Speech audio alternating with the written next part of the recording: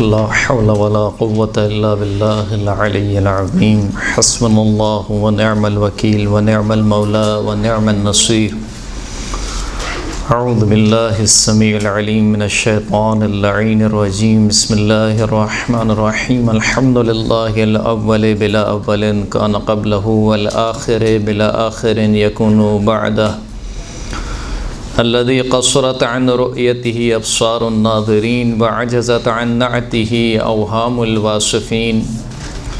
ثم الصلاة والسلام على أشرف الأنبياء والمرسلين وخاتم النبيين سيدنا ونبينا ومولانا ومولى الثقلين جد الحسن والحسين بالقاسم محمد صلى الله عليه وسلم.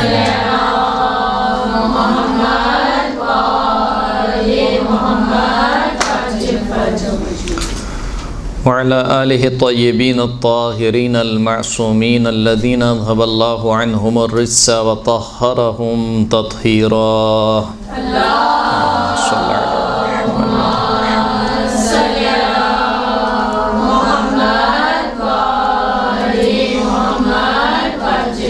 واللعنة الدائمة على أعدائهم أجمعين. أما بعد فقد قال الله سبحانه وتعالى في كتابه المجيد والفرقان الحميد وهو أصدق الصادقين. بسم الله الرحمن الرحيم. لا يكلف الله نفسا إلا وسعها لها ما كسبت وعليها ما اكتسبت. قرآن مجید میں خداوند کریم ارشاد فرماتا ہے کہ لا يكلف الله نفسا إلا وسعها. خداوند کریم کسی نفس کو، کسی جان کو اتنی ہی تکلیف دیتا ہے کہ جتنی وہ برداشت کر سکتا ہے، جتنی اس میں وسعت ہے. لہا ما کسبت وعلیہا ما اکتسبت. جو نیکی نفس کماتا ہے وہ اسی کے فائدے کے لیے ہے. وعلیہا ما اکتسبت. اور جو برائی کوئی نفس کماتا ہے تو اس کا وبال اور اس کا نقصان بھی اسی نفس کے لیے ہے. یعنی خداوند کریم غنی علی الاطلاق ہے. غنی علی الاطلاق کا کیا مطلب ہے؟ یعنی خدا کو کسی چیز کی ضرورت نہیں ہے، نہ کسی کے نماز کی، نہ کسی کے روزے کی، نہ کسی کے حج کی، کسی چیز کی ضرورت نہیں ہے. اسے اپنی مخلوق کی عبادت کی ضرورت نہیں ہے. یعنی ایسا نہیں ہے کہ اگر اتنے لوگ مثال کے طور پر عبادت کریں گے تو وہ خدا بنے گا یا اس کی بڑائی ثابت ہوگی، اور اگر اتنے لوگ عبادت نہیں کریں گے تو نعوذ باللہ اس کی بڑائی میں یا اس کی کبریائی میں کچھ کمی آ جائے گی. وہ غنی علی الاطلاق ہے. نہ بندوں کے سجدوں سے اس کی کبریائی میں کچھ اضافہ ہوتا ہے، نہ کافروں کے کفر سے اس کی کبریائی میں کچھ کمی واقع ہوتی ہے. لہذا خداوند کریم نے قرآن مجید میں کئی جگہوں پر یہ ارشاد فرمایا ہے کہ جو تم نیکی انجام دیتے ہو اس کا فائدہ تمہارے لیے ہے. یعنی اگر میں نے تم پر نماز، روزہ، حج، زکوٰۃ واجب کیا ہے، شریعت کو لاگو کیا ہے، تو اس کا فائدہ میرے لیے نہیں ہے، اس کا فائدہ خود تمہارے لیے ہے. اور اسی طریقے سے جو برائی تم انجام دیتے ہو اس کا نقصان بھی تمہارے ہی لیے. ایسا نہیں ہے کہ اگر انسان معصیت کرے تو خدا کی بڑائی میں یا اس کی کبریائی میں یا خدا کی خدائی میں کچھ کمی آ جائے. گفتگو کا سلسلہ جو ہم چل رہا تھا گزشتہ درس میں وہ تھا آسان نیکیاں، اور آسان نیکیوں کے عنوان سے اس آیت کو ہم نے سرنامہ کلام کے طور پر پیش کیا تھا. اور اس وقت آپ کی خدمت میں یہ بات عرض کی تھی کہ ویسے تو پوری شریعت ہی خداوند کریم نے آسان رکھی ہے، بالخصوص جو شریعت محمد صلی اللہ علیہ وآلہ وسلم صلی اللہ علیہ وسلم.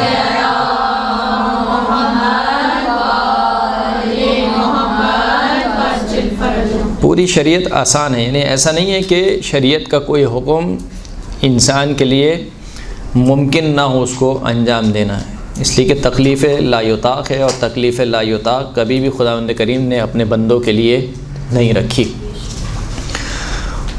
اس شریعت میں بھی کچھ ایسی نیکیاں خداوند کریم نے رکھی ہیں جو انتہائی آسان نیکیاں ہیں، جنہیں انسان بغیر کسی زحمت کے، بغیر کسی پیسہ خرچ کیے، بغیر کسی جسمانی تھکاوٹ کے انسان انجام دے سکتا ہے۔ بہت سی نیکیاں ہیں اور وہ روزمرہ کی نیکیوں میں ان کا شمار ہوتا ہے۔ البتہ یہ بات ذہنوں میں رہے کہ انسان بسا اوقات یہ سمجھتا ہے کہ یعنی نیکیوں کی طرف بھاگتا جاتا ہے کہ اتنی نیکیاں ہو گئیں، اتنی نیکیاں ہو گئیں، آج مثال کے طور پر زیارت عاشورہ پڑھ لی، آج سورہ واقعہ پڑھ لی، آج سورہ ملک پڑھ لی۔ دوسری طرف سے غافل ہو جاتا ہے کہ اگر گناہ انجام دیے تو یہ گناہ مضر ہوتے ہیں نیکی کے لیے۔ جس طریقے سے نیکی گناہ کو مٹانے کا کام کرتی ہے، اسی طریقے سے یہ گناہ نیکی کو مٹانے کا کام کرتے ہیں۔ انشاءاللہ بھی روایت آپ سنیں گے اس درس میں یا اس کے بعد والے درس میں، اس میں آپ کو اندازہ ہوگا کہ جب اصحاب نے کہا کہ یہ کام تو بہت آسان ہے، ہمارے تو اتنے سارے درخت ہو جائیں گے، تو اللہ کے رسول نے فرمایا کہ ہاں، اس شرط کے ساتھ کہ تم اپنے باغات میں اس دنیا سے آگ مت بھیجو۔ یعنی انسان غافل نہ ہو کہ میں اتنے کام اور اتنی نیکیاں میں نے کما لی ہیں، بس یہ کافی ہے اب میرے لیے۔ اب مثال کے طور پر اگر تھوڑے بہت گناہ بھی ہو گئے ہیں تو وہ چلتا ہے، یہ چلنے والا کام نہیں چلتا ہے۔ صلوات پڑھیں محمد و آل محمد۔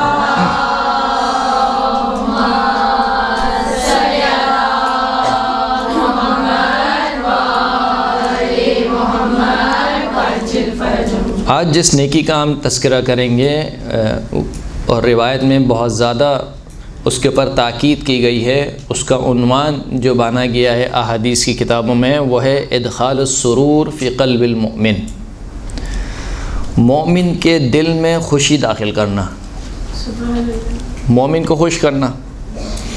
یہ احادیث کا پورا باب ہے اور کئی روایات موجود ہیں، لیکن میں کوشش یہ کر رہا ہوں کہ ان نیکیوں کو بیان کیا جائے کہ جو ایک طریقے سے روایت کے اعتبار سے بھی مستند ہوں، ایسا نہ ہو کہ کوئی ایک دو روایت اس کے بارے میں پائی جاتی ہو۔ یعنی شیعہ سنی تمام مصادر میں اس مطلب پہ، اس باب پر کافی احادیث موجود ہیں ہمارے پاس۔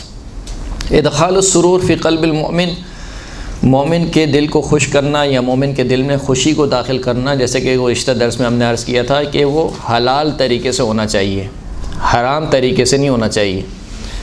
یعنی کوئی بھی ایسا حلال طریقہ کہ جس کے ذریعے سے آپ مومن کو خوش کر سکتے ہیں، کوئی بھی ایسا طریقہ، یہ ایک نیکی ہے۔ اچھا، اس میں ضروری اس کی بھی کوئی لمٹ بیان نہیں ہوئی ہے، جیسے کہ گزشتہ درس میں ہم نے عرض کیا تھا کہ صدقے کی کوئی لمٹ بیان نہیں ہوئی ہے، اس کی بھی کوئی لمٹ بیان نہیں ہوئی ہے کہ آپ یہ کام کریں تو ہی مثال کے طور پر ادخال السرور کہلائے گا۔ کسی بھی کام سے اگر آپ کا کوئی مومن خوش ہوتا ہے اور وہ کام حلال کام ہو تو یہ ادخال السرور کے زمرے میں آتا ہے۔ ثواب الاعمال میں روایت نقل کی گئی، چھٹے امام جعفر صادق علیہ الصلوۃ والسلام ارشاد فرماتے ہیں،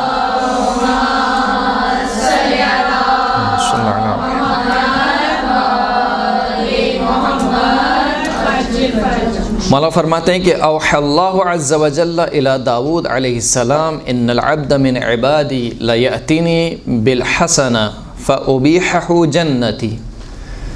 مولا فرماتے ہیں کہ خداوند کریم نے حضرت داؤد علیہ السلام کی طرف وحی نازل کی کہ میرا بندہ میرے پاس ایک ایسی نیکی لے کر آتا ہے کہ میں اپنی جنت کو اس کے لیے مباح قرار دے دیتا ہوں، یعنی جنت کے دروازے اس کے لیے کھول دیتا ہوں۔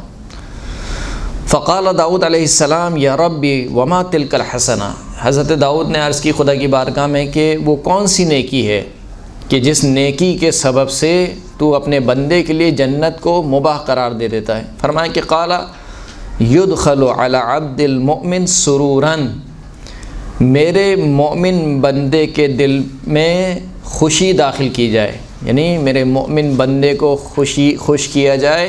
کس چیز کے ذریعے سے؟ کیا کروں؟ کہا کہ ولو بتمرتن، اگرچہ ایک کھجور کے ذریعے سے کیوں نہ ہو، یعنی ایک کھجور کے ذریعے سے، جیسے وہ گزشتہ درس میں ہم نے صدقے کے متعلق سنا کہ صدقہ دو اگرچہ کہ آدھی کھجور کے ذریعے سے ہی کیوں نہ ہو، اسی طریقے سے یہاں پہ یعنی کم سے کم مقدار بیان کر دیے، زیادہ سے زیادہ ہی کوئی حد نہیں ہے۔ ایک کھجور کے ذریعے سے، ایک پانی کے گلاس کے ذریعے سے، مثال کے طور پر ایک جملے کے ذریعے سے، ایک حلال لطیفے کے ذریعے سے، یعنی مزاح کے ذریعے سے اگر آپ کسی مومن کو خوش کر سکتے ہیں تو یہ ایسی نیکی ہے جو جنت کو آپ کے لیے کیا کر دے گی؟ حلال کر دے گی، مباح کر دے گی آپ کے لیے۔ جب جناب داؤد علیہ السلام نے یہ سنا تو فرمایا کہ حق لمن عرفک الا ينقطع رجاءہ منک، وہ شخص اے پروردگار جو تجھے پہچانتا ہو اس پر حق یہ بنتا ہے کہ وہ اپنی امید کو تجھ سے منقطع نہ کرے۔ یعنی کیا مطلب؟ یعنی اے پروردگار جب تو نے اتنے چھوٹے سے کام پر جنت کو رکھ دیا تو پھر بندے کو مایوس ہونا ہی نہیں چاہیے۔ یعنی بسا اوقات یہ ہوتا ہے کہ انسان گناہ کرتا ہے اور گناہ کر کر کے مایوس ہو جاتا ہے رحمت پروردگار سے۔ الیأس من رحمت اللہ، گناہ کبیرہ میں سے دوسرے نمبر کا گناہ۔ پہلا گناہ کیا ہے؟ الشرک باللہ، گناہ کبیرہ میں سے پہلا گناہ ہے الشرک باللہ۔ دوسرے نمبر کا یہ گناہ ہے الیأس من رحمت اللہ، اللہ کی رحمت سے مایوس ہو جانا، اللہ کی رحمت سے مایوس نہ ہو۔ تو جناب داؤد فرمانا چاہتے ہیں کہ اے پروردگار جب تو اس قدر رحیم و کریم ہے کہ ایک مومن کو ایک کھجور کھلانے پر اگر خوشی حاصل ہو جاتی ہے اور اس پر تو جنت کو واجب قرار دے دیتا ہے تو پھر تو مومن کو نا امید ہی نہیں ہونا چاہیے، تو اس سے نا امید نہیں ہونا چاہیے۔ قرب الاسناد میں سوال کیا گیا، ایک روایت نقل کی گئی قرب الاسناد کتاب میں، جناب رسول خدا صلی اللہ علیہ وآلہ وسلم صلی اللہ علیہ محمد و محمد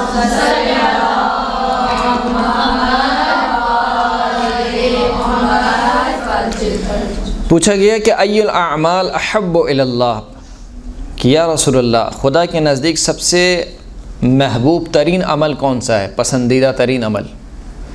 فرمایا اتباع سرور المؤمن، مومن کی خوشی کا اتباع کیا جائے، یعنی وہی معنی وہی ہے، یعنی مسلمان کو خوش کرنے کا وسیلہ ڈھونڈا جائے، حلال طریقے سے مسلمان کو مومن کو خوش کیا جائے۔ پوچھا گیا قیل یا رسول اللہ صلی اللہ علیہ وآلہ وسلم وما اتباع سرور المسلم، اتباع سرور المسلم کیا ہے؟ یعنی مسلمان کی خوشی کا اتباع کرنے سے کیا مراد ہے؟ اللہ کے رسول نے جواب دیا قال شبع جوعتہ وتنفیس کربتہ وقضاء دینہ، کہا اس سے مراد یہ ہے کہ مسلمان کی بھوک کو ختم کیا جائے، اس کی جو مشکلات ہیں اس سے اس کو نجات دی جائے اور اس کے قرض کو ادا کیا جائے۔ یعنی اگر انسان یہ کام کر سکتا ہے، اتنی قدرت ہے، تو انسان کو یہ کام کرنا چاہیے۔ یہ سب زمرے میں آتے ہیں ادخال السرور فی قلب المومن کے، یعنی کسی مومن کو خوش کرنے کے زمرے میں آتا ہے کہ مثال کے طور پر اس کا قرض آپ نے ادا کر دیا۔ ایک مومن ہے جیسے آپ جانتے ہیں کہ اس کے اوپر قرض ہے اور یہ قرض کے تلے دبا ہوا ہے۔ مثال کے طور پر اگر میں بہت ہی اپنی سوسائٹی کے متعلق گفتگو کروں تو بہت سی شادیاں ایسی ہوتی ہیں کہ جس میں جو بیٹیوں کے باپ ہوتے ہیں وہ قرض دار ہو جاتے ہیں، مثال کے طور پر، یا بیٹیوں کی شادی آتی ہے اور والدین کے پاس نہیں ہوتا یا کم ہوتا ہے، تو اس میں اگر آپ نے مدد کر دی یا ان کے قرض کو ادا کر دیا، یا مثال کے طور پر کچھ فقراء ہیں جن کے پاس کھانے کو نہیں ہے، خداوند کریم کا شکر ہے کہ ہم 3 وقت کی روٹی کھاتے ہیں، بہت سے ایسے لوگ ہیں جو شاید 2 وقت کھاتے ہیں یا شاید 1 وقت کھاتے ہیں یا شاید نہیں کھاتے یا 1 دن کھاتے ہیں 1 دن نہیں کھاتے، بہت سے ایسے لوگ ہیں، تو ان کی بھوک کو ختم کر دیا۔ بہت سے ایسے لوگ ہیں جو ہمارے ارد گرد کے لوگ ہیں مثال کے طور پر جن کے بچوں کے پاس پہننے کو صحیح کپڑے نہیں ہیں یا پہننے کو صحیح جوتے نہیں ہیں، تو آپ نے اگر ان کو کر سکتے ہیں یہ کام، تو یہ سارے کام زمرے میں آتے ہیں ادخال السرور کے، مومن کے دل میں خوشی ڈالنے کے یا مومن کو خوش کرنے کے زمرے میں آتے ہیں۔ یہ تمام کام قضاء حاجت مومن، یعنی مومن کی حاجت کو پورا کرنا، مومن کی ضرورت کو پورا کرنا، یہ ادخال السرور کے زمرے میں آتا ہے۔ اعمال توسی میں امام جعفر صادق علیہ السلام سے ایک روایت کو نقل کیا گیا، صلی اللہ علیہ محمد و آل محمد۔ یہ بہت لطیف روایت ہے، اس کو آپ محظوظ کریں گے انشاءاللہ۔ فرماتے ہیں کہ اذا بعث اللہ المؤمن من قبرہ، جب خداوند کریم مومن کو اس کی قبر سے اٹھائے گا تو خرج معہ مثال، تو اس کی قبر کے اٹھنے کے ساتھ ایک اور چیز اس کی قبر سے نکلے گی جس کو جسم مثالی کہا جاتا ہے۔ جسم مثالی یعنی ایک میں ہوں مثال کے طور پر، اور اگر میرے ہی جیسا کوئی شخص یہاں پر یا کوئی چیز کوئی وجود یہاں پر موجود ہو تو اس کو کہا جاتا ہے جسم مثالی۔ جسم مثالی کی عموماً مثال دی جاتی ہے جیسے آپ خواب میں لوگوں کو دیکھتے ہیں، خواب میں آپ نے اپنے والد کو دیکھا، خواب میں اپنے والدہ کو دیکھا، تو وہ جو جسم آپ کو نظر آ رہا ہے اس کو کہا جاتا ہے کہ جسم مثالی ہے۔ یعنی آپ کے والد نہیں آتے خواب میں یا آپ کے ذہن میں نہیں آتے، لیکن وہ ہوتے بالکل شبیہ آپ کے والد کی طرح یا آپ کے والدہ کی طرح۔ تو کہا کہ جب مومن کو اٹھایا جائے گا تو اسی کی مثال، اسی کی شبیہ ایک اور وجود کو اٹھایا جائے گا۔ وہ جو جسم مثالی ہوگا وہ کیا کام کرے گا؟ یقدمہ امامہ، وہ اس کے آگے آگے چلے گا۔ فَكُلَّمَا رَأَى الْمُؤْمِنُ حَوْلًا مِّنْ أَحْوَالِ يَوْمِ الْقِيَامَةِ، پس جب بھی مومن قیامت کی ہولناکیوں میں سے کسی ہولناکی میں مبتلا ہوگا یا کسی ہولناکی کو دیکھے گا یا کسی ہولناکی کو محسوس کرے گا، قال له المثال، تو وہ جو جسم مثالی ہوگا وہ اس بندہ مومن سے کہے گا کہ لا تجزع ولا تحزن، کہ جزا نہیں کرو، جزا نہیں کرو یعنی گھبرانے کی ضرورت نہیں ہے، خوف کھانے کی ضرورت نہیں ہے، غم نہ کرو۔ وَأَبْشِرْ بِالسُّرُورِ وَالْكَرَامَةِ مِنَ اللَّهِ عَزَّ وَجَلَّ، اور تجھے بشارت ہو خداوند کریم کی جانب سے سرور یعنی مسرت کی، خوشی کی، اور خداوند کریم کی جانب سے کرامت کی، اکرام کی۔ فما يزال يبشره بالسرور والكرامة من الله سبحانه حتى يقف بين يدي الله عز وجل ويحاسبه حسابا يسيرا، بس یہ جو جسم مثالی ہوگا یہ ہر موقع پر اس بندہ مومن کو بشارت دیتا رہے گا، یعنی ایک طریقے سے اس کو تسلی دیتا رہے گا کہ تمہیں گھبرانے کی ضرورت نہیں ہے، تمہیں بشارت ہو، تمہیں خوشی ملنے والی ہے، تمہیں اللہ کی جانب سے احترام ملنے والا ہے، تم اللہ کی جانب سے نوازنے والے ہو، نوازے جانے والے ہو۔ یہ یہاں تک کہ وہ بندہ مومن خداوند کریم کی بارگاہ میں کھڑا ہو جائے گا، یعنی حساب و کتاب کے لیے۔ جب وہ حساب و کتاب کے لیے کھڑا ہوگا تو روایت کہتی ہے یحاسبہ حسابا یسیرا، خداوند کریم اس کا بہت تھوڑا حساب لے گا، یعنی جلدی فارغ ہو جائے گا۔ اچھا، یہ جلدی بھی وہاں کا جلدی ہے، یہاں والا جلدی نہیں ہے، یہ قیامت والا جلدی ہے۔ تو بہرحال دوسروں کے مقابل میں جو قیامت کی دیر ہے اس کے مقابل میں جلدی ہے، کا جلدی فارغ ہو جائے گا۔ جب وہ تھوڑا سا اس کا حساب ہوگا تو خداوند کریم حکم دے گا وَيَأْمُرُ بِهِ إِلَى الْجَنَّةِ، خداوند کریم اس کو حکم دے گا کہ تم جنت میں چلے جاؤ۔ وَالْمِثَالُ أَمَامَهُ، اور وہ جو جسم مثالی ہے وہ اس کے آگے آگے چلے گا۔ فَيَقُولُ لَهُ الْمُؤْمِنُ، جب یہ سارا واقعہ رونما ہو جائے گا تو وہ بندہ مومن اس جسم مثالی سے کہے گا، کیا کہے گا؟ رحمک اللہ، خدا تجھ پر رحم کرے، نعم الخارج معی من قبری، تو کتنی اچھی چیز ہے جو میرے ساتھ میری قبر سے خارج ہوئی ہے، میرے ساتھ میری قبر سے نکلی ہے۔ ما زلت تبشرنی بالسرور والکرامۃ من اللہ عز وجل، اور جب سے تو قبر سے میرے ساتھ نکلی ہے اس وقت سے لے کر ابھی تک تو مسلسل مجھے بشارت دیتی ہوئی آ رہی ہے کہ گھبراؤ نہیں، خوف مت کھاؤ، تمہیں انشاءاللہ خداوند کریم خوشی عطا کرے گا، کرامت عطا کرے گا۔ فمن انت، پس اب بتاؤ کہ تم کون ہو۔ جب مومن کی ساری اسے کہنا چاہیے خوف ختم ہو جائے گا تو وہ مومن اس سے کہے گا کہ تم بتاؤ کہ تم کون ہو۔ فیقول له المثال، تو وہ جو جسم مثالی ہے وہ اس بندہ مومن سے کہے گی کہ انا السرور الذی ادخلتہ علی اخیک المؤمن، میں وہ خوشی ہوں کہ جو تو نے اپنے مومن بھائی کو پہنچائی تھی، میں وہ خوشی ہوں، یعنی ایک خوشی کی بات ہو رہی ہے، میں وہ خوشی ہوں جو تو نے اپنے مومن بھائی کو پہنچائی تھی۔ خلقنی اللہ منہ لأبشرک، مجھے خداوند کریم نے اسی خوشی سے خلق کیا ہے تاکہ میں تجھے بشارت دیتی رہوں۔ اچھا، یہ اس قسم کی جو روایتیں ہیں اگرچہ کہ اس میں علی الاطلاق ہے، یعنی ایک شبہے کا ازالہ کرنا چاہتا ہوں یہاں پر کہ آپ اس روایت کو بما ہوا اس روایت کو نہ دیکھیں، اس روایت کے ساتھ اور بہت ساری چیزیں ملی ہوئی ہیں جو دوسری روایتوں میں ذکر ہوئی ہیں۔ یعنی مثال کے طور پر اس مثال میں اس روایت میں یہ کہا گیا کہ بندہ مومن اگر خوشی داخل کرے گا تو وہ ایک جس میں مثالی خارج ہوگا، وہ اسے مسلسل بشارت دیتا رہے گا. تو کوئی یہ نہ سمجھے کہ بس خوشی داخل کر لی اب اس کے بعد آپ کو اور کوئی کام نہیں کرنا، اس کا یہ مطلب نہیں ہے. یعنی یہ یہاں پر پوائنٹ آؤٹ کیا جا رہا ہے خاص نیکی کو، اور اس کی جزا بیان کی جا رہی ہے. نہ یہ کہ انسان یہ سمجھے کہ بس یہ کام کر لیا تو اب نہ نماز کی ضرورت ہے، نہ روزے کی ضرورت ہے، نہ فلاں یہ کام. مثلا یہ متاسفہ یہ کام بہت ہوتا ہے ہمارے یہاں، بالخصوص عزاداری کے حوالے سے. جب ہم روایتیں سنتے ہیں کہ مثال کے طور پر ایک آنسو جاری ہو گیا اور تمام کے تمام گناہ بخش دیے گئے، تو کوئی شک نہیں ہے روایت، اس روایت میں موجود ہے یہ روایت، اور صادق مصدق سے یہ روایت صادق ہے.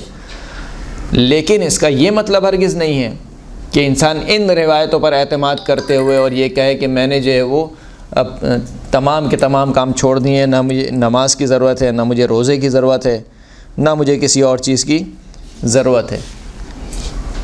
تو ان روایت کو پڑھتے ہوئے یا سنتے وقت اس بات کا خاص خیال رکھا جائے کہ یہ روایتیں ایک خاص نیکی کو پوائنٹ آؤٹ کرنے کے لیے آئی ہیں، ایک خاص نیکی کی اہمیت کو بیان کر رہی ہیں.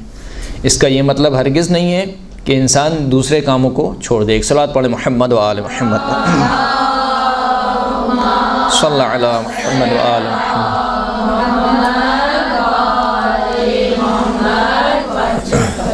ابو حمزہ سمالی سے روایت ہے، کہتے ہیں کہ میں نے 5 امام محمد باقر علیہ الصلوۃ والسلام کو سنا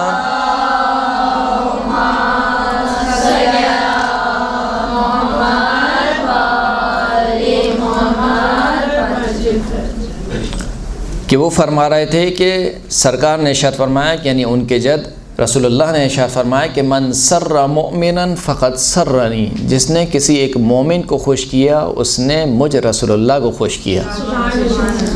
ومن سرنی فقد سر اللہ، جس نے رسول اللہ کو خوش کیا اس نے اللہ کو خوش کیا. یعنی اگر پورے باب میں اس ادخال السرور فی قلب المؤمن، اگر اس پورے باب میں کوئی روایت نہیں ہوتی سوائے اس روایت کے، یہی روایت کافی تھی اس نیکی کی اہمیت کو بیان کرنے کے لیے. یعنی آپ اندازہ کیجئے کہ ہم میں سے ہر شخص یہ چاہتا ہے کہ زمانے کا امام ہم سے خوش ہو. وہ چاہتا ہے نہیں چاہتا؟ ہماری کوشش یہ ہوتی ہے کہ زمانے کے امام ہم سے راضی و خوشنود ہوں. بیان کر دیا دیکھو ہماری خوشی کس میں ہے، مومن کو خوش کرو گے ہماری خوشی اسی میں ہے. تم نے ایک مومن کو خوش کیا گویا ہمیں خوش کیا. ابھی آپ روایت سنیں گی، طویل روایت ہے. اصول کافی میں ہی 5ویں امام سے روایت ہے کہ ان مؤمنا کان فی مملکت جبار فبلع بہ، کہ ایک مومن کسی ظالم اور جابر کے زیر حکومت زندگی بسر کر رہا ہوتا ہے، فبلع بہ تو اس کا حق غصب کر لیا جاتا ہے، فہرب منہ الی دار الشرک، وہ مومن فرار کرتا ہے وہاں سے، ایک ایسی حکومت کی طرف چلے جاتا ہے، ایک ایسے ملک میں چلے جاتا ہے جہاں پر مشرکین کی حکومت ہوتی ہے. یعنی مسلمانوں کی حکومت سے فرار کر کے چلا جاتا ہے کہاں پر؟ مشرکین کی حکومت. فنزل برجل من اہل الشرک، اب یہ بہت اہم روایت ہے. پس جب وہ مشرکین کے حکومت میں جاتا ہے تو ایک ایسے شخص کا مہمان بنتا ہے یا ایک ایسے شخص کے پاس جاتا ہے کہ جو مشرکین میں سے کوئی شخص ہوتا ہے. فَأَذَلَّهُ، وہ جو مشرک شخص ہوتا ہے وہ اس کو صاحبان فراہم کرتا ہے، یعنی رہنے کی جگہ دیتا ہے. وَأَرْفَقَهُ، اس کے ساتھ نرمی سے پیش آتا ہے. وَأَضَافَهُ، اس کی مہمان نوازی کرتا ہے.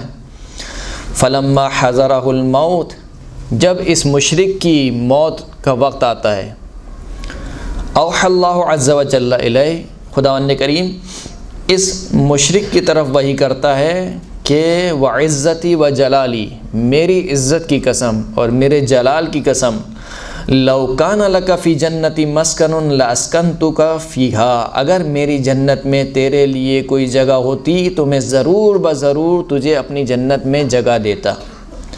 وَلَكِنَّهَا مُحَرَّمَةٌ عَلَى مَن مَاتَ بِي مُشْرِكًا، لیکن جنت میں نے حرام کر دی ہے جو میرے ساتھ کسی کو شریک قرار دے، اس کے پر جنت میں نے حرام کر دی ہے. بس تو مشرک مرا ہے، لہٰذا اگر یہ جنت میں نے حرام نہ کی ہوتی تو کیونکہ تو نے ایک بندہ مومن کے ساتھ یہ کام کیا کہ اس کو صاحبان فراہم کیا، اس کے ساتھ نرمی سے پیش آیا، اور اس کو جو ہے وہ اس کی مہمان نوازی کی. ولیکن یا نار ہدیہ ولا تؤذیہ، لیکن خداوند کریم کہے گا آتش جہنم سے کہ اے آتش جہنم، اس مشرک بندے کو ڈرا ضرور، ہدیہ اس کو ڈرا، ولا تؤذیہ مگر اس کو اذیت مت پہنچا. کتنی اہمیت ہے، کتنی اہمیت ہے ادخال السرور. اب اسی سے آپ اس کا برعکس نتیجہ نکال لیں. برعکس نتیجہ کیا؟ جب ادخال السرور کی اتنی اہمیت ہے تو اذیت پہنچانا کس قدر مذمت ہوگا. اگر کوئی مومن کسی کو اذیت پہنچائے کسی بھی طریقے سے، اپنے اعضاء و جوارح کے ذریعے سے، اپنے گفتگو کے ذریعے سے، طعن کا نشانہ بنائے، تشنیع کا نشانہ بنائے، طنز کا نشانہ بنائے، یہ اذیت پہنچانا جس طریقے سے ادخال السرور اس قدر اہمیت کا حامل ہے کہ ایک بندہ مشرک کے لیے خداوند کریم کہہ رہا ہے کہ اگر جنت میں جگہ ہوتی تو میں تجھے جنت میں جگہ دیتا، اور آتش جہنم سے کہہ رہا ہے کہ اس کو ڈرانا ضرور مگر اس کے لیے اس کو اذیت مت پہنچانا. آپ سوچیے کہ اگر بندہ مومن کو اذیت پہنچائی جائے تو اس کا گناہ کیا ہے. وَيُؤْتَ بِرِزْقِهِ طَرَفَيِ النَّهَارِ، یہ ایسا بندہ مشرک ہوگا کہ صبح و شام یعنی دن کے دو اوقات میں اس کا رزق اس کو پہنچایا جائے گا، یعنی یہ جہنم میں ہوگا اس کے باوجود اس کا رزق آئے گا.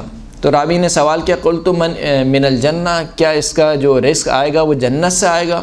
قال من حیث شاء اللہ، امام نے فرمایا کہ جہاں سے اللہ چاہے گا وہاں سے اس کا رزق آئے گا. صلوات پڑھے محمد و آل محمد،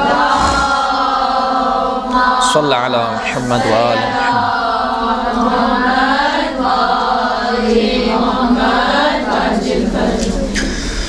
اصول کافی میں یہ روایت ہے چھٹے امام سے، فرماتے ہیں کہ لا یرا احدکم اذا ادخل علی مؤمن سرورا انہ علیہ ادخلہ فقط. بہت عجیب روایت ہے. امام فرماتے ہیں کہ اگر تم میں سے کوئی شخص کسی مومن کو خوش کرے، کسی مومن کے دل میں خوشی کو داخل کرے تو وہ یہ گمان نہ کرے کہ اس نے فقط مومن کو خوش کیا ہے، بل واللہ علینا، بل واللہ علی رسول اللہ صلی اللہ علیہ وآلہ وسلم، بلکہ خدا کی قسم اس نے ہمیں خوش کیا ہے، بلکہ خدا کی قسم اس نے رسول اللہ کو خوش کیا ہے. مومن کو خوش کرنا رسول اللہ کو خوش کرنے کے مترادف ہے، مومن کو خوش کرنا امام زمانہ کو خوش کرنے کے مترادف ہے. چھٹے امام کے دور میں ایک شخص ہوا کرتا تھا کہ جس کا نام نجاشی تھا. یہ نجاشی جو ہے وہ اس کو وزیر تھا احواز اور فارس کے علاقے کا. اس نجاشی کے زیر تحت ایک شخص تھا جو کام کرتا تھا اسی کی حکومت میں. یہ دونوں شیعہ تھے، ان دونوں امام کے چاہنے والے تھے. تو وہ جو شخص تھا جو اسی کے زیر تسلط یا زیر تحت کام کیا کرتا تھا، وہ امام کی خدمت میں حاضر ہوا اور کہا کہ نجاشی جو ہے وہ آپ کا چاہنے والا ہے، اور اس کا جو دیوان ہے، اس کا جو رجسٹر ہے حکومت کا، اس میں جو ہے وہ میرا بہت زیادہ ٹیکس لکھا ہوا ہے اور میں ٹیکس نہیں دے سکتا ہوں، ادا نہیں کر سکتا ہوں. لیکن وہ نجاشی جو ہے وہ میں جانتا ہوں شیعہ ہے. اچھا، یہ دونوں آپس میں ایک دوسرے پر دین ظاہر نہیں کر سکتے تھے کیونکہ تقیہ کا معاملہ تھا. لیکن اس شخص نے کہا امام سے، چھٹے امام سے، کہ نجاشی کیونکہ جو ہے وہ آپ کا شیعہ ہے. اور کیسا شیعہ ہے؟ وَهُوَ مُؤْمِنٌ يَدِينُ بِطَاعَتِكَ، ایسا مومن ہے کہ جس کا دین آپ کی اطاعت ہے. یہ بہت بڑا جملہ ہے، اس جملے کو سمجھیے. وہ ایسا آپ کا شیعہ ہے کہ جس کا دین کیا ہے؟ آپ کی اطاعت ہے. یعنی وہ کہتا ہے کہ مجھے کچھ بھی ہو جائے، چھٹے امام جو کہیں گے سر آنکھوں پر، چھٹے امام جو کہیں گے. اور ایسے گزرے ہیں، ایسے گزرے ہیں. یہ ایک مرد کی مثال ہے. ایسی تاریخ میں ایک مثال ام خالد کی ہے. ام خالد چھٹے امام کی ہی صحابیاں ہیں. ام خالد کو کوئی مرض درپیش ہوا، ڈاکٹر نے کہا کہ اس کا علاج شراب پینا ہے، شراب پیو گی تو وہ مرض ٹھیک ہو جائے گا. اب ہم جیسے لوگ ہوتے ہیں، ہم کہتے ہیں کہ چھٹی مل گئی، صحیح نا، اب تو مجبوری ہے، کیا کریں، ڈاکٹر نے لکھ دیا شراب پینا ہے، لیکن ام خالد چھٹے امام کی خدمت میں حاضر ہوئی۔ چھٹے امام سے کہا کہ طبیب نے جو ہے وہ مجھے ایک مرض ہوا ہے اور طبیب نے مجھے اس کے لیے شراب لکھی ہے۔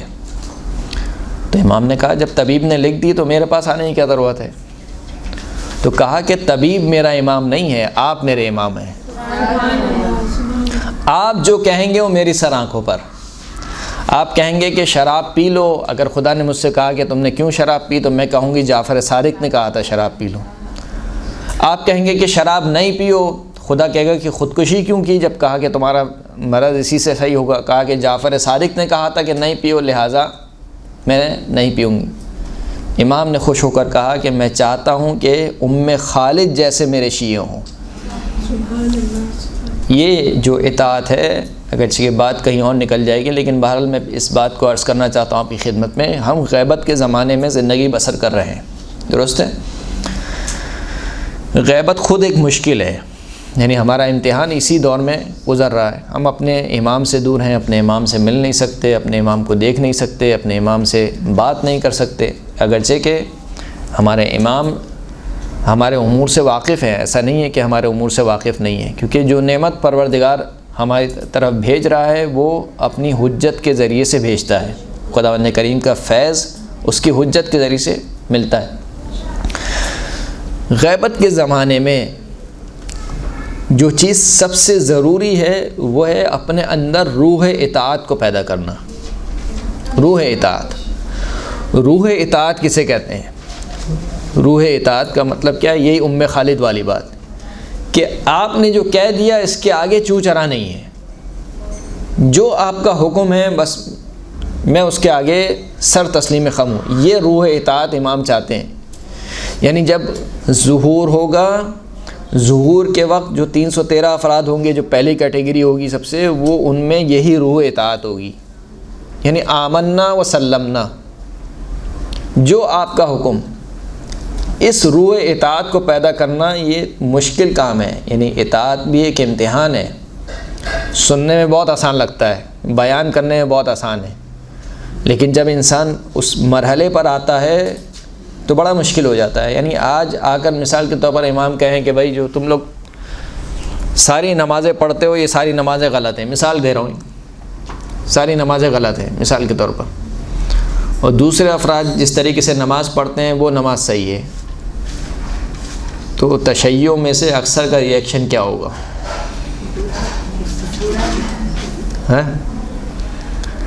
یا ہم جو اذان دیتے ہیں مثال کے طور پر امام کہیں کہ یہ نہیں صحیح نہیں، ایک مثال کے طور پر پیش کر رہا ہوں، جی ٹھیک ہے، مجتہد کی بات تو ختم ہو گئی نا، اب تو امام آ گئے سامنے، درست ہے، آپ کی اپنی حجت ہے، لیکن ایک آپ عذر پیش کی کر سکیں گی، لیکن پہلے مرحلے میں جو ہمارے کچھ جذباتی لوگ ہیں ان کا ریئیکشن کیا ہوگا؟ وہ کہیں گے کہ یہ کیسا امام ہے، مثال کے طور پر کیسا امام ہے، یہ ہوگا یا نہیں ہوگا؟ یہ روایت میں موجود ہیں جملے کہ ہمارا ظہور اس وقت ہوگا کہ جب خود ہمارے ماننے والے ہم سے مایوس ہو جائیں گے۔ ہمارا ظہور اس وقت ہوگا کہ جب ہمارے ماننے والے ایک دوسرے کے منہ پر تھوک پھینکیں گے۔ تھوک پھینکنے سے مراد کیا ہے؟ یعنی وہی یہ کنایا ہے، یعنی ایک دوسرے کو طنز و تشنیع کا نعرہ بنائیں گے، وہ کہیں گے کہ تم ولایت سے خارج ہو، وہ کہے گا تم ولایت سے خارج ہو، وہ کہے گا کہ ہم ولایتی ہیں، وہ کہے گا ہم ولایتی ہیں، درست ہے؟ یہاں تک کہ جب امام کا ظہور ہوگا تو لوگ کہیں گے کہ یہ تو کوئی نیا دین لے کر آیا ہے، یعنی روایت موجود ہے، لوگ یہ کہیں گے کہ کوئی نیا دین لے کر آیا ہے۔ کیوں نیا دین لے کر آیا؟ اس لیے کہ جتنی بدعتیں ایجاد ہو چکی ہوں گی اس 1400 سال یا جب سے رسول خدا گئے ہیں اس وقت سے ظہور تک، امام ان ساری بدعتوں کو کینسل کریں گے کہ یہ کام اسلام میں نہیں ہے، یہ کام اسلام میں نہیں ہے، یہ کام اسلام میں نہیں ہے، تو لوگ کہیں گے کہ یہ کوئی نیا دین لایا ہے، آج تک ہم نے ایسا دین نہ کسی سے سنا نہ دیکھا۔ تو یہ جو روح اطاعت ہے، اس وقت میرا ریئیکشن کیا ہوگا جب اگر امام مجھ سے کہیں گے کہ اب تک جو تمہارا عقیدہ تھا یہ عقیدہ غلط تھا، مثال کے طور پر میں ایک مثال کہہ رہا ہوں، اور امام کہیں گے کہ یہ عقیدہ ہے، یا کسی عمل کے بارے میں کہیں کہ تمہارا یہ عمل صحیح نہیں تھا، یہ اگرچہ تمہارے آباء و اجداد کرتے ہوئے آ رہے تھے لیکن یہ عمل صحیح نہیں ہے، تو میرا ریئیکشن کیا ہونا چاہیے کہ کیونکہ زمانے کے امام نے کہا ہے کل تک یہ کرتا تھا آج سے یہ ہوگا. یہ روح اطاعت ہے. اس روح اطاعت کو پیدا کرنے کی ضرورت ہے. اور وہ کیسے ہوگی؟ وہ اسی وقت ہوگی کہ جب ہم زندگی کے ہر مرحلے پر ہمارا مطمع نگاہ یہ ہو کہ اللہ کی رضا کیا ہے، اہل بیت اطہار کی رضا کیا ہے. جب تک یہ چیز پیدا نہیں ہوگی اس وقت تک روح اطاعت پیدا نہیں ہو سکتی. بہرحال تو اس نے کہا کہ نجاشی ایک ایسا مومن ہے یدین بطاعتک، جو اس کا دین کیا ہے؟ آپ کی اطاعت ہے، یعنی جو آپ کہیں گے وہ اس کا دین ہے. فَإِنْ رَأَيْتَ أَن تَكْتُبَ لِي إِلَيْهِ كِتَابًا، پس اگر آپ مناسب سمجھتے ہوں تو میرے لیے کچھ لکھ دیجئے، یعنی کوئی خط لکھ دیجئے تو میں وہ آپ کا خط لے جا کے اس کو دے دوں گا، تو کچھ کمی واقع ہو جائے گی جو مجھ پر ٹیکس وغیرہ اس نے لگایا ہوا ہے. اب دیکھیے کہ امام نے خط میں لکھا کیا ہے اور نجاشی نے سمجھا کیا ہے. درست ہے؟ امام نے لکھا خط میں بسم اللہ الرحمن الرحیم سر اخاک یسرک اللہ، اتنا سے جملہ ہے. کیا لکھا ہے امام نے؟ اپنے مومن بھائی کو خوش کر، اللہ تجھ سے خوش ہو جائے گا. اس کے علاوہ اور کوئی لمبی چوڑی بات نہیں لکھی امام نے کہ مثال کے طور پر تو ہمارا چاہنے والا ہے، تو بندہ مومن ہے، میں تیری شفاعت کروں گا، میں فلاں کروں گا، اس بندہ مومن کی مشکل کو حل کر دے، یہ غریب ہے اور فلاں. نہیں، کچھ نہیں لکھا امام نے. چھوٹا سا جملہ. کیا چھوٹا سا جملہ ہے؟ سر اخاک یسرک اللہ، اپنے مومن بھائی کو خوش کر، اللہ تجھ سے خوش ہو جائے گا یا اللہ تجھے خوش کرے گا. اب یہ چھوٹا سا جملہ لے کر وہ چلا گیا. جب یہ گیا نجاشی کے پاس تو کہا کہ میں داخل ہوا تو وہاں پر محفل سجی ہوئی تھی، یعنی کافی لوگ افراد موجود تھے. جب وہ سب اٹھ کے چلے گئے تو جب میں اور وہ دونوں اکیلے رہ گئے تو میں نے امام کا خط نجاشی کو دیا اور کہا کہ ھذا کتاب ابی عبداللہ علیہ السلام، کہ یہ چھٹے امام کا خط ہے. نجاشی نے کیا کیا؟ فقبلہ، جیسے ہی سنا چھٹے امام کا خط ہے، خط کو بوسہ دیا. وَوَضَعُهُ عَلَى عَيْنَيْهِ، خط کو اپنی دونوں آنکھوں سے لگایا. چھٹے امام کا خط ہے. وَقَالَ لَهُ مَا حَاجَتُكَ، یعنی جب خط کو پڑھا، خط کو پڑھنے کے بعد خط کو اپنی آنکھوں سے لگایا. کہا کہ تمہاری حاجت کیا ہے، یعنی کس کام کے لیے آئے ہو میرے پاس. کہا کہ آپ کے جو رجسٹر ہے اس میں ٹیکس لکھا ہوا ہے اور میں ٹیکس ادا نہیں کر سکتا ہوں. تو پوچھا کہ کتنا ہے ٹیکس؟ تو اس نے کہا کہ 10,000 درہم ہے. جیسے سنا 10,000 درہم ہے تو اس نے اپنے کاتب کو بلایا اور کہا کہ یہ جو ٹیکس اس کا لکھا ہوا ہے یہ میرے مال سے ادا کر دو. پریشانی حل ہو گئی نہیں ہو گئی؟ اس کی پریشانی کیا تھی کہ ٹیکس ہے گا، وہ ٹیکس ادا نہیں کر سکتا ہے. کہا کہ یہ ٹیکس میرے مال سے ادا کر دو، ختم ہو گئی بات. امام کی حدیث پر عمل ہو گیا نہیں ہو گیا؟ امام نے کہا تھا کہ سر اخاک یسرک اللہ، اپنے بھائی کو خوش کر، اللہ تجھے خوش کرے گا. لیکن اس نے کیا کیا؟ ثم وامر، اس کے بعد اس نے کیا کیا؟ فقال، خوب ایک صلوات پڑھے محمد وعلی محمد صلی اللہ علیہ محمد.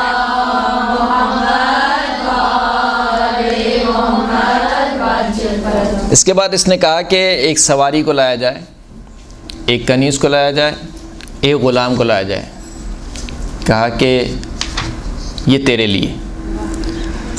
جب ٹیکس کو ادا کیا اس کی جانب سے تو کہا کہ کیا میں نے تجھے خوش کر دیا؟ اس بندے نے کہا کہ ہاں تو نے مجھے خوش کر دیا.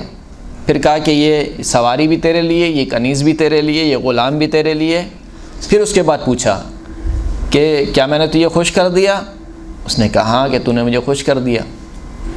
پھر ایک برتن منگوایا گیا، اس برتن کو بھر دیا کپڑوں سے، کئی کپڑے بھی تیرے لیے. پھر کہا کیا میں نے تجھے خوش کیا؟ اس نے کہا ہاں تو نے مجھے خوش کر دیا. کہتا ہے کہ وہ اسی طریقے سے مجھے دیتا جا رہا تھا اور مجھ سے پوچھتا جا رہا تھا کہ کیا میں نے تجھے خوش کر دیا؟ میں کہتا تھا کہ ہاں تو نے مجھے خوش کر دیا. یہاں تک کہ جس فرش پر وہ بیٹھا تھا، جس قالین پر یا جس دری پر وہ بیٹھا ہوا تھا، کہا کہ اس فرش کو اٹھا لے، یہ فرش بھی تیرا. یعنی جتنا جو کچھ تھا اس کے پاس سب کچھ دے دیا. اب آپ نے سمجھا کہ اس جملے کا مطلب کیا تھا؟ یدین بطاعتک، اس کا دین تیری اطاعت ہے، آپ کی اطاعت ہے۔ یعنی امام کی اطاعت کس قدر محبوب تھی نجاشی کو، سب کچھ دے دیا کہ یہ بھی تیرا، یہ بھی تیرا، یہ غلام بھی تیرا، کنیز بھی تیری، یہ فرش بھی تیرا، سب کچھ تیرا۔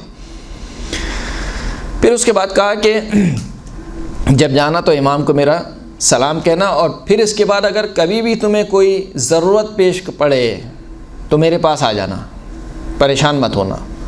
یہ چلا گیا۔ اب یہ شخص امام کی خدمت میں حاضر ہوا۔ امام نے کہا ہاں بھائی بتاؤ کیا ہوا؟ اس نے سارا واقعہ بتایا کہ وہ اس طریقے سے مجھے دیتا جا رہا تھا اور پوچھتا جا رہا تھا کہ کیا میں نے تجھے خوش کیا، اور میں کہتا تھا کہ ہاں تو نے مجھے خوش کیا۔ تو اس شخص نے کہا یا ابن رسول اللہ کأنہ قد سرک ما فعل بی، اے اللہ کے رسول۔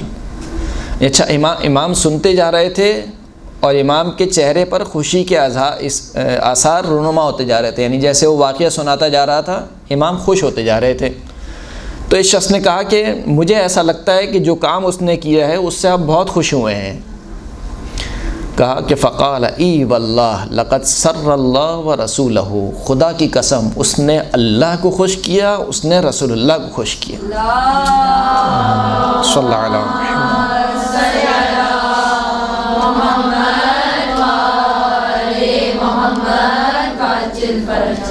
تو یہ بظاہر ایک چھوٹا سا کام ہے، لیکن کتنا اہمیت والا کام ہے، کسی مومن کو خوش کر دینا۔ اگر اپنی استطاعت میں رہتے ہوئے، ایک مرتبہ استطاعت سے باہر ہے تو وہ ہم پر تکلیف بھی نہیں کی خدا کریم نے۔ ایک مومن کا اتنا قرض ہے جو میں ادا ہی نہیں کر سکتا، تو خدا کریم نے مجھے مکلف بھی نہیں بنایا کہ میں اس کو ادا کروں۔ لیکن اگر کوئی ایسی حاجت ہے جس کو میں ادا کر سکتا ہوں، یا کسی بھی حلال طریقے سے میں مومن کو خوش کر سکتا ہوں تو کیوں نہ کروں۔ یہاں تک کہ کہا کہ جب مومن کو دیکھو تو مومن کو دیکھ کے مسکرا دو۔ کہا یہ مسکرا دینا بھی کیا ہے، نیکی میں کاؤنٹ کروں گا، شمار کروں گا۔ والدین کو دیکھو مسکرا دو، عالم دین کو دیکھو مسکرا دو، اپنے معلم کو، اپنے استاد کو۔ کہا یہ عبادت ہے، عبادت شمار کیا گیا ہے۔ خانہ کعبہ کی طرف دیکھنا کیا ہے؟ عبادت ہے۔ النظر الی وجہ علی عبادہ، علی کے چہرے کی طرف دیکھنا کیا ہے؟ عبادت ہے۔ نہ صرف چہرے کو دیکھنا عبادت ہے، ذکر علی عبادہ، علی کا ذکر کیا ہے؟ عبادت ہے۔ تو اتنا آسان کر دیا ہے مرحلہ، یعنی دین کو اتنا آسان کر دیا ہے کہ بندہ یہ نہ سمجھے کہ دین پر عمل کرنا بہت مشکل کام ہے یا جنت میں جانا بہت مشکل کام ہے۔ اسی طریقے کا ایک واقعہ جو آپ سنتے ہوں گے ساتویں امام موسیٰ کاظم علیہ السلام سے۔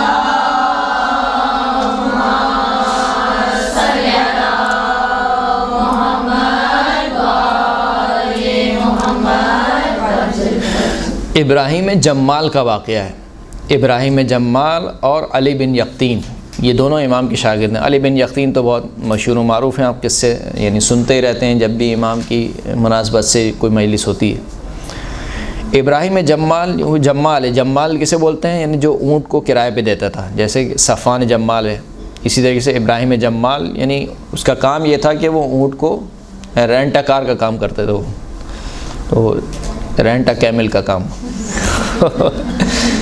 تو اس وجہ سے ان کو جمال کہتے تھے۔ ابراہیم جمال ایک مرتبہ کوفے کا کیونکہ حاکم تھا، گیا علی بن یقطین کے پاس اور کہا کہ یعنی کیونکہ وزیر تھے تو جو دربان بان تھا اس سے کہا کہ جاؤ مجھے علی بن یقطین سے کہو کہ مجھے اس سے کام ہے، مجھے ملنا ہے۔ علی بن یقطین نے ملنے سے منع کر دیا کہ نہیں مل سکتا ابھی، چلے جاؤ۔ اسی سال علی بن یقطین حج کے لیے آیا۔ دوران طواف امام موسیٰ کاظم سے ملنا چاہا، امام نے منہ پھیر لیا، نہیں ملے۔ پھر امام سے اجازت طلب کی کہ امام اجازت ہو تو میں آ جاؤں آپ کی خدمت میں۔ امام نے منع کر دیا، کہا نہیں۔ مدینے پہنچ گئے کہ آپ کو معلوم ہے کہ جب حج کرتے ہیں تو پھر مکے سے جاتے ہیں مدینے، رسول اللہ کی زیارت کرتے ہیں۔ مدینے پہنچ گئے۔ مدینے پہنچ کر امام سے ایک مرتبہ پھر دوبارہ درخواست کی کہ میں آپ سے ملنا چاہتا ہوں۔ امام نے بلایا اور یہ بات بہت گنا گزری علی بن یقطین پر۔ علی بن یقطین امام کے بہت چاہنے والے تھے کہ مجھے امام نے منع کر دیا ملنے سے۔ کہا کہ یا امام آپ نے ملنے سے منع کر دیا مجھے کہ ہاں تو نے ہمارے چاہنے والے کو ملنے سے منع کر دیا تھا، ابراہیم جمال سے ملنے سے منع کر دیا تھا، لہٰذا جو ہے وہ ہم نے بھی تجھے منع کر دیا. یعنی جو بات میں سمجھانا چاہ رہا ہوں کہ مومن کو خوش کرنا اہل بیت کو خوش کرنے کے مترادف ہے، مومن کو اذیت پہنچانا اہل بیت کو اذیت پہنچانے کے مترادف ہے، یا مومن کی حاضر روائی نہ کرنا. کہا کہ کیونکہ تو نے ہمارے ایک چاہنے والے کو ملنے سے منع کر دیا تھا، لہٰذا ہم نے بھی تجھے ملنے سے منع کر دیا. بہت پشیمان ہوا، کہا کہ میں استغفار کرتا ہوں، توبہ کرتا ہوں. کہا نہیں، توبہ سے کام نہیں چلے گا، توبہ سے کام نہیں چلے گا جب تک ابراہیم جمال تجھے معاف نہ کرے، اس وقت تک نہیں ہو سکتا کام. کہا کہ مولا میں مدینے میں ہوں، ابراہیم کوفہ میں ہے، ابھی تو یہ کام نہیں ہو سکتا ہے، ممکن نہیں ہے. کہا کیوں نہیں ہو سکتا؟ اگر حکم دو تو کرو گے؟ کہا کیوں نہیں. کہا جاؤ بقی میں، رات کے وقت بقی میں اکیلے جانا اور کچھ دعا وغیرہ یا جو بھی کوئی ذکر بتایا، اپنے گھوڑے پر بیٹھنا ہے، ذکر پڑھنا، انشاءاللہ آنکھ کھولو گے تم کوفہ میں ہوگے. ابراہیم کیا بولتے ہیں، علی بن یقطین جو ہے وہ گیا رات کے وقت بقی میں، اور وہی کام انجام دیا. یہاں تک کہ جب علی بن یقطین نے آنکھیں کھولیں تو وہ ابراہیم جمال کے گھر کے دروازے پہ تھے. رات کے وقت دق الباب کیا، دروازہ کھٹکھٹایا. کہا کہ کون ہے؟ کہا کہ میں علی بن یقطین ہوں.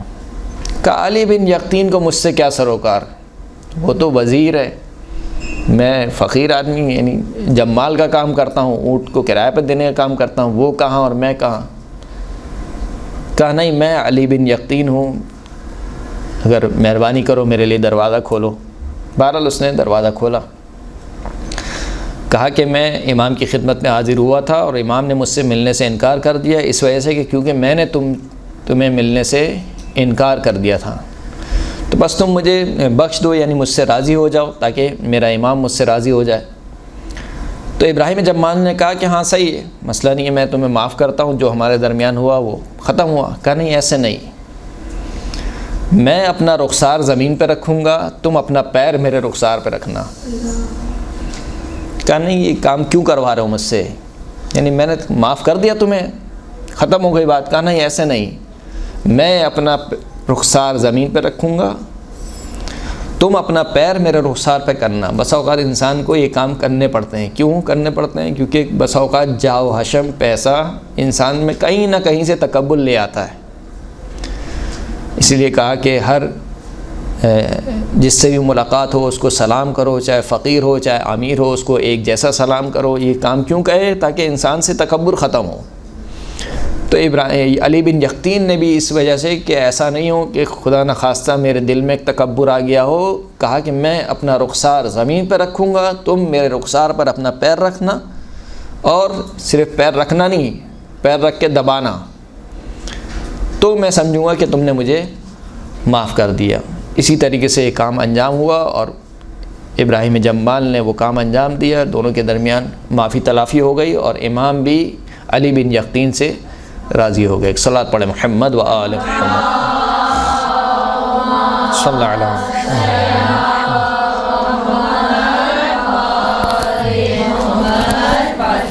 وآخر الدعوانا الحمد للہ رب العالمین.